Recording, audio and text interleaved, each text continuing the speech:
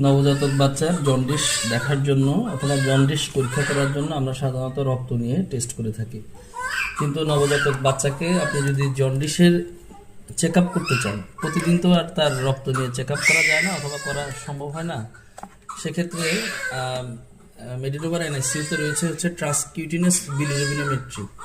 ট্রান্সকিউটিনাস বিলিরুবিনোমেট্রি কি মানে, বাচ্চার সারফেসের সাথে যখন আমরা এটা ব্যবহার করি, যে এই মেশিনটা ব্যবহার করি, তখন কিন্তু আমরা মেজার করতে পারি যে বাচ্চার স্কিনের সাথে আমরা যখন মেশিনটা ধরি এবং মেশিনটা ধরার পরে কিন্তু জন্ডিসের লেভেলটা কত আছে সেটা কিন্তু সরাসরি এখান থেকে আমাদের পক্ষে দেখা সম্ভব। তো আমরা দেখি আজকে কীভাবে আমরা ট্রান্সকিউটিনাস বিলিরুবিনোমেট্রি দিয়ে বাচ্চার জন্ডিসটা আমরা মেজার করবো, সেটা আমরা একটুখানি দেখি।